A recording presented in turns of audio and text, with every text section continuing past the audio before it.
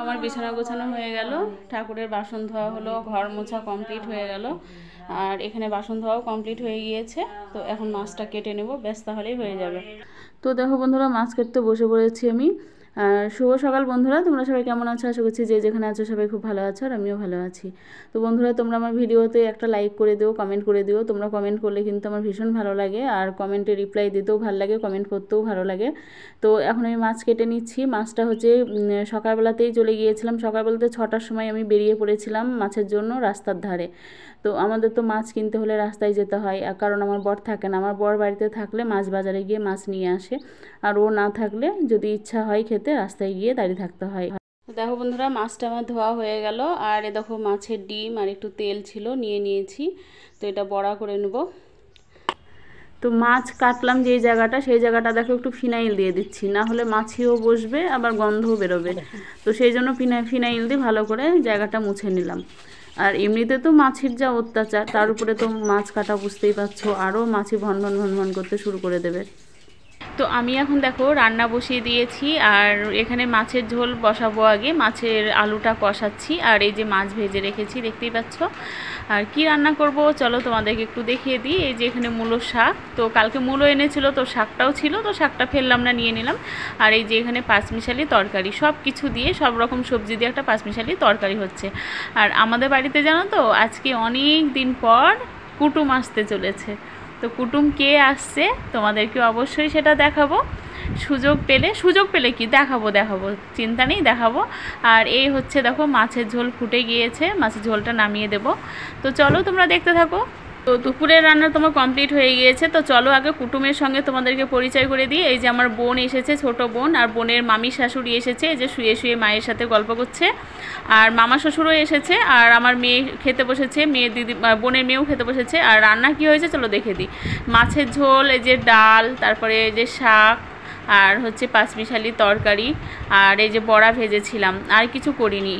এই হচ্ছে রান্না। তো বন্ধুরা, আমাদের বাড়ির কুটুম চলে গিয়েছে বলতে আমার বোন আছে, আর বোনের মামা শ্বশুর মামি শাশুড়ি ওরা সবাই চলে গিয়েছে খাওয়া দাওয়া করে। কটার দিকে বেরোলো? চারটের দিকে বেরোলো। এবার সবটা তোমাদের সঙ্গে শেয়ার করা হয়নি, কারণ প্রচণ্ড পরিমাণে গরম পড়ছে। আর তার উপরে ধরো মনে হচ্ছিল, মানে ওদেরকে খেতে দেওয়ার পরে আমরা নিজেরাও খেলাম, তো তারপরে মনে হচ্ছিল যে আমি কতক্ষণে স্নান করব। আর এত গরম ধরে গিয়েছে। আর তার উপরে ধরো একটুখানি জায়গার মধ্যে খুব খিচিমিচি, খুব কষ্ট করে রান্না বান্না করলাম। এমনিতেও আমাদের মতো রান্না করতেও অসুবিধা হয়, তার উপরে ধরো মানুষ আসলে বুঝতেই পারছো, আমাদের না হয় একটা দুটো তরকারি রান্না করি হয়ে যায়, কিন্তু মানুষ আসলে তো সেটা হয় না। তো আজকে খুব গরম পড়ছে, আর খুব কষ্ট হলো একটু।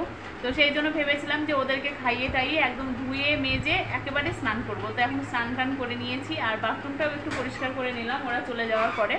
তো আমি স্নান করে উঠতে মোটামুটি 4:30 পৌনে 5টা বেজে গিয়েছে। তো এখন একটু হচ্ছে বসলাম ফ্যানের তলায়, আর চুলটাও একটু শুকিয়ে নিচ্ছি। তো চলো একটু রেস্ট নিয়ে তারপরে তোমাদের সঙ্গে পরে আবার কথা বলবো। দেখো তো কত সুন্দর জামাটা দিয়েও মুখ মুছছে, কেন গামছা নাই? মুছিস না, ভিজে যাবে। এই গামছা বাইরে আছে, দেখা নিয়ে আয়। তুই ওইটাতে মুছছিস? ভাইয়ের জামা দিয়ে, ওই জামাটা ওখানে একটু মেলে দে, শুকিয়ে যাবে। এটা এই পাশে খাটের উপর মেলে দে। মুখ মুছছে, মুখ ধুয়ে আসলো তো মুখ মুছছে। এই দেখো, এটা আমার দিদির, কে আসলো? তো বাবা মনে হয়। এটা আমার দিদির মেয়ে, এই সরি শুধু দিদি বেরিয়ে যাচ্ছে, বোনের মেয়ে। আসলে দিদির মেয়ে কিছুদিন আগে ছিল তো সেই জন্য। কে? হ্যাঁ, কে রে? ও